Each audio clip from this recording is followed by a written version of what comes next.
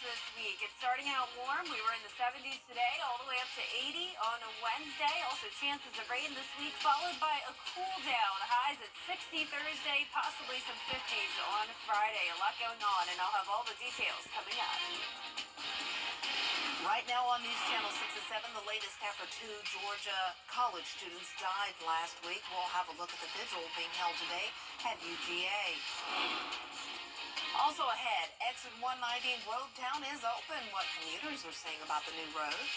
And liquor liability laws in South Carolina, why some owners say the new rules are costing them thousands of dollars. As your News at 7 starts now.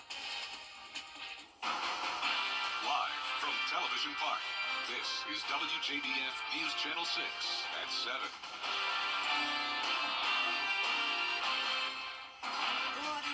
You're watching News Channel 6 at 7. I'm Dee Griffin. Thanks so much for joining us. Coverage you can count on begins with the latest after two Georgia college students died last week. One student committed suicide at the University of Georgia. The other, 22-year-old Laken Riley, was found dead after at UGA's intramural field. 26-year-old Jose Ibarra, an illegal immigrant, has been charged in her death. Atlanta Bureau Chief Arjit Seshadri joins us live from Athens with the latest developments. Yeah, Dee, good evening. We're inside the Tate Student Center tonight, and just a short while ago outside here at the Tate Plaza, there was moments of silence, moments of music, moments of prayer, moments of hugs as students comforted one another, dealing with a very sudden loss of two students here last week. Now, here's what we know at this hour. At that vigil when we were there, it was standing room only. People were packed. It was very difficult to even notice someone. Most people were in tears, feeling the emotional strain on what would otherwise be a normal, busy, bustling Monday. People placing flowers, hugging one another, in fact, wearing green and red ribbons to pay homage to their students' Greek life. They were both involved in fraternities and sororities. Now, here's also what we've learned about Laken Riley. Friends who knew her say she was sweet and compassionate. She loved to sing song lyrics, and they say she also excelled in academics, making the dean's list last fall. She would have graduated with her nursing degree next year from AU's Athens campus. Right now, students providing support, lending each other a hand, and bringing unity to a community that's going through a dark chapter. I feel like it really hits close to home when it's this close to all of us, especially with students. Like, you just don't. It's really surreal right now. Everything kind of feels fake. We were just horrified. Like, for me, I was just unable to eat for like a few hours. I was like, I just couldn't process what was going on. I didn't want to go to class. I didn't want to go out anywhere. Just a few days ago, friends and family set up a GoFundMe page to pay for Riley's funeral expenses. That's already grown to more than $124,000. We also have details about Riley's funeral. That will take place in her hometown of Woodstock, Georgia, suburb of Atlanta, this Friday afternoon.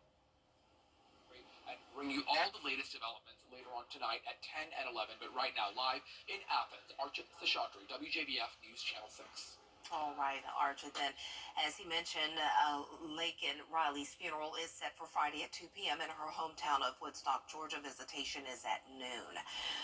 White House officials released the following statement that says, quote, "We would like to extend our deepest condolences to the family and loved ones of Laken, Hope Riley, and people should be held accountable to the fullest extent of the law if they are found to be guilty. Given this is an active case, we would have to refer you to state law enforcement and ICE," end of quote. Congressman Rick Allen also sharing his thoughts on immigration after last week's tragedy involving 12th. Early voting is happening right now through March 8th.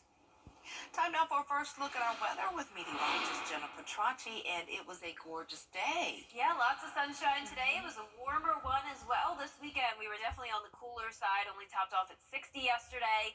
And just like that, we're back into the 70s. At least we were earlier this afternoon. But right now on our Terry Lambert Hyundai Skyview cam outside the station, it's still a mostly clear night. Dry conditions for now. Today's almanac shows that we reached a high of 74 degrees. That's nearly 10 degrees above our average. and our low was much colder than that. We were only at 29 earlier today to start our Monday, so definitely below average there. Our temperature change map looking pretty drastic right now. Those temperature changes anywhere from around 12 to 15 degrees compared to yesterday. And right now those temperatures are still in the 60s. 67 in Thompson, 61 in Allendale, 68 McCormick. Millen, you're at 64. Wrightsville also at 64 and 65 in Waynesboro. So a mild night, pretty comfortable for now with a southerly wind anywhere from 5 to 10 miles per hour. It'll be pretty gusty over the next few days, along with clouds taking over tomorrow. It's going to be mostly dry, other than a few sprinkles possible Tuesday morning, and then more rain on the way Wednesday. It's that cold front all the way up in the northwest that we'll be keeping a close eye on for that. But in the meantime, tomorrow, partly cloudy start to the day in the upper 40s. Clouds moving in, breezy winds, and then that rain chance each day, especially Wednesday and Friday. Will briefly warm up to 80 degrees and then cool right back down to the 50s on Friday. I'll have all those details coming up shortly, but back to you, Dee. All right, thanks so much, Jenna. A fire investigation is underway in Aiken County. It happened this morning on Inez Drive in Aiken. Upon arrival, investigators say the home was engulfed in flames with the fire coming out of windows. The family was able to escape from the home, with one of them having minor injuries to the hand. 2 dogs died in the fire. Knocked down 10-15 minutes to get it knocked down. Now, there's still possibly could be some hot spots inside, but for the most part, the fire's out. The cause of the fire is not yet known, but the fire scene commander believes it could have been due to burning trash in the backyard. I-20 exit 190 has opened back up with a new way of getting people where they need to go, and many are saying it's not as scary as it looks. Hannah Latier tells us how to navigate the diverging Diamond Exchange. Traffic on the right side of the road crosses over to the left and vice versa. This allows drivers to turn left on and off the interstate ramps without having to go against traffic. Some drivers are over the moon. I love it. I'm familiar with the concept because I've been through one in Tennessee several times, but it makes getting on and off the interstate so much easier. I really liked it. We were coming this way to come to the Kroger, and we got so enamored by the pattern itself, we almost forgot to turn in to go shopping. Others are a little apprehensive about how it will impact traffic. Traffic here is unbearable. I got to give the county, credit for their work in trying to keep up or catch up, but I think they will eventually, but I don't think you're going to see the end of this for a long time. I'm not going through that place till probably about a month after everyone get used to it. Some think there may be some growing pains, like this person almost hitting us when switching lanes. I think it's going to take a little bit of time to get used to it, and people are going to be maybe in the wrong lane and then just realize that. And so there may be a few fender benders, but I think it's pretty well organized, and it's going to help this area a lot. County engineers and DDI veterans stress that as long as you stay in your lane and pay attention to traffic lights, it'll do all the work for you. Slow down, look up, look at the signs, and get into proper lanes. No problem. The DDI was the last major phase of the Lewiston Road widening project, which is expected to be complete by June. Well, some South Carolina businesses say liquor liability laws are costing them money. Colin Ravello spoke to owners about the issue. Some South Carolina business owners say they are struggling and say it is all due to a state law requiring them to carry a minimum of $1 million insurance policy if they offer alcohol after 5 p.m. That law also holds businesses wholly liable if an accident occurs because someone was served too much alcohol. For at least one local business owner, it means premiums have jumped. It keeps going up each year. We're anywhere between $4,000 and $5,000 per year. For others, that jump was astronomically higher. Last year, my premium went from $1,200 to $56,000. At a brunch held by One Spartanburg on Monday, business leaders spoke about the need for changes in the laws. If you are involved in a lawsuit, and it doesn't matter if you're less than 50% at fault, you could be 1% at fault.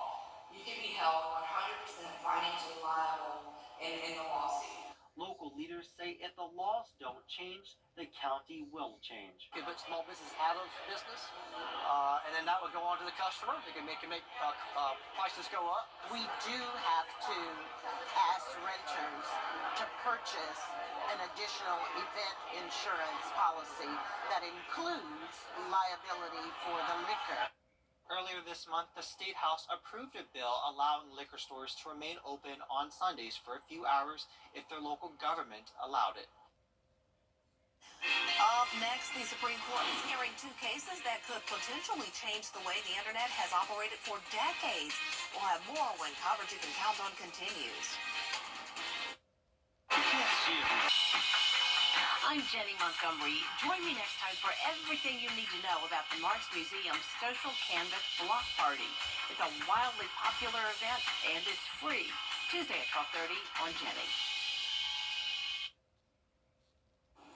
Now on to the Supreme Court. The justices are hearing two cases today regarding what Americans can see on social media. They're considering how the First Amendment applies to social media companies. Here's Ika Jachi with more. The hearing beginning with the justices considering Florida's law, which makes it illegal for tech companies to ban candidates on the ballot in the state from their social media sites. Florida Solicitor General Henry Whitaker, often likening social media companies to telecommunication companies, argues social media companies are unfairly censoring conservative viewpoints on their sites, and that the platform's portrayal as passive hosts undermines their arguments that their content moderation policies amount to protected speech. We agree. We certainly agree that a newspaper, a book, and a bookstore is engaging in inherently expressive conduct. And our whole point is that these social media platforms are not like those. And but doesn't it depend on exactly what they're doing? Justice Sonia Sotomayor questioning if the law is overly broad, going on to name a wide range of companies that could be affected, like the digital marketplace Etsy, affecting someone's ability to shop online. This is so broad. It's covering almost everything. Justice Amy Coney Barrett echoing her colleagues. We're talking about the classic social media platforms, but it looks to me like it could cover Uber. It looks to me like it could cover just Google search engines, Amazon Web Service, and all of those things would look very different. Paul Clement arguing on behalf of NetChoice, a group challenging the Florida law, drawing a clear distinction between a government and a private party engaging in content moderation. Is it anything more than a euphemism for censorship? If the government's doing it, then content moderation might be a euphemism for censorship. If a private party is doing it, content moderation is a euphemism for editorial discretion. A ruling that would force tech companies to have no editorial discretion could affect their business model, which relies on curation to attract advertisers and users. A decision is expected in June. Ika Jachi, ABC News, Washington. You may be suffering with allergies because our pollen levels are very high. They will start to lower on Friday, and speaking of Friday, it will be a pretty wet day along with a big variety of temperatures. Some of us in the 50s, others in the 70s. I'll break down all those details when we return. Ready to develop more? Now, your most accurate forecast with WJDF Live 5 for 6. Welcome back. Here's a live look in at our Terry Lambert Hyundai Skyview Cam over in Aiken. It is a calm and comfortable night with temperatures still in the 60s. 63 now, south wind of 7 miles per hour. Dew points are low. In the 30s, visibility is perfect. Around the CSRA, seeing all those low to mid 60s. 64 in Sparta, 66 in Sandersville, 62 in Aiken, Allendale, and Bardwell. You're both at 61 degrees. Satellite and radar showing some high-level clouds streaming in from the northwest. We're under a ridge of high pressure with no rain nearby, just the clouds. And then up towards the north, we have this cold front bringing some snow all the way up in the northwest, and that will not be bringing us any snow, but it will be bringing us some rain by the time it makes it down towards the southeast. But in the meantime, tonight through Wednesday, we are staying above average with this warm southerly flow. So that's the main story for now. But then on Wednesday evening, we have a pattern change. That cold front that's up in the north will make its way down here, bringing us a chance of rain, and then behind it, the colder air, which will take over for Thursday. But in the meantime, tomorrow is starting out chilly, warming up nicely into the mid-70s, a mostly cloudy day, possibly a few sprinkles in the morning, but for the most most part dry, going all the way up to 80 degrees on Wednesday, then a big drop off to 60 Thursday, and some of us only in the 50s on Friday. It's also going to stay breezy over the next several days with those wind gusts between 15 to 25 miles per hour and chances of rain each day. So Tuesday and Thursday, you really don't have to worry about the rain too much, but there is a decent chance Wednesday and especially on Friday. So let's break it down now on Futurecast. Tonight at 10 o'clock, still mostly clear. Clouds take over overnight. And then notice this model showing a big batch of rain moving through tomorrow at lunchtime. I do think it's so dry outside that a lot of this rain will have trouble making it to the ground, but nonetheless, a few showers possible. Then there comes the cold front marching in on Wednesday. We'll start out the day dry with just some clouds. Then by the afternoon, around 4 o'clock is when that line moves through town. It's out of here by 7, and then high pressure is back in control on Thursday. Then the pattern changes on Friday once again, and we'll get into that in just a moment. But here's a look at Wednesday closer to home. 3 o'clock to 4 o'clock, that line comes through town, south of I-20, around 5. It'll bring us some heavy rain, possibly some rumbles of thunder and lightning, but definitely nothing severe or significant there. Rainfall totals will not be an issue. On Friday, we'll have a scattered light rain with a wedge setup. So as I mentioned, some of us only in the 50s on Friday. That'll be our northern counties. But to the south, we still have this southerly flow. So some of us still warming up into the 70s. And we'll also have all this moisture around, which will lead to that scattered light rain. Overall rainfall totals still not impressive here. Really, from Wednesday all the way through Sunday, I'm expecting us to stay under an inch of rain. Lows tonight in the mid to upper 40s. Highs tomorrow will be in the mid 70s. A warm day with some clouds. And your 10-day forecast showing the clouds, breezy conditions, and warm temperatures for now. 40% chance of rain on Wednesday, increasing to 50% on Friday. Overcast skies Friday and Saturday.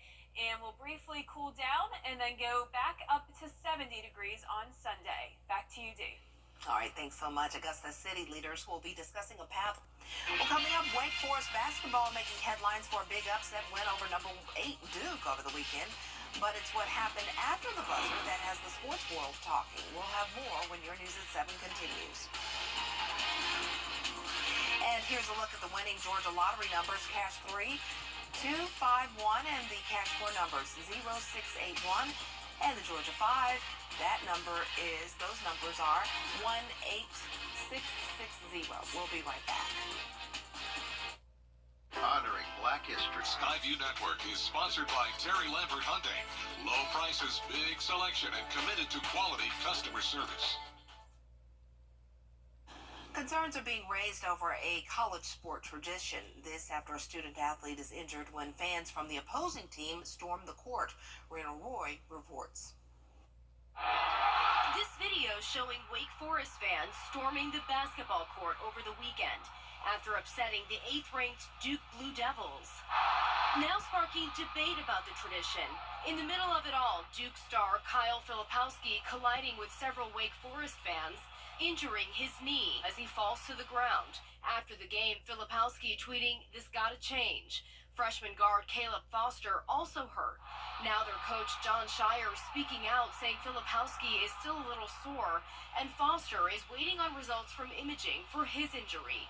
Shire calling for change. The ACC needs to do something. There has to be something done to protect our guys, to protect not just our guys, but any team that's in that situation. Shire hoping to see increased security, ropes, and disciplinary measures to help protect players or a ban altogether. We shouldn't wait until next year. Something should be done right now. This is not only foreseeable, it's inevitable.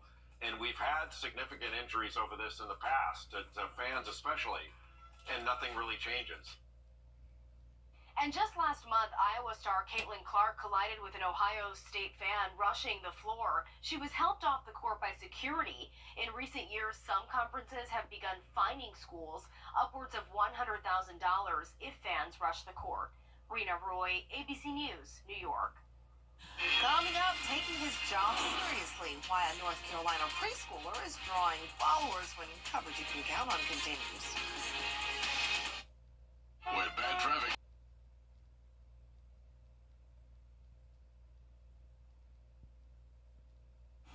A young basketball coach from North Carolina has become a viral sensation. Every day is game day, baby!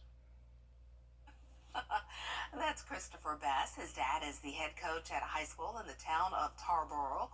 Christopher is often spotted walking up and down the sidelines during practice and at games. Players and officiating crews respect him, but his love for basketball continues at home. His dad says Christopher sits in front of the television with a coaching board and draws X's and O's. Wow, knows more about sports than I'll ever know. And he does look like a little mini coach. Look He at him. does. Oh, wow, that's amazing. Well, for our forecast this week, it's going to be warm for now, 76 tomorrow, high of 80 on Wednesday, a 40% chance of rain Wednesday evening, going down to 60 on Thursday, more rain and clouds Friday and Saturday with cooler temperatures, high of only 58 Friday. All right, that's our time for now. Thanks so much for joining us. Have a good night.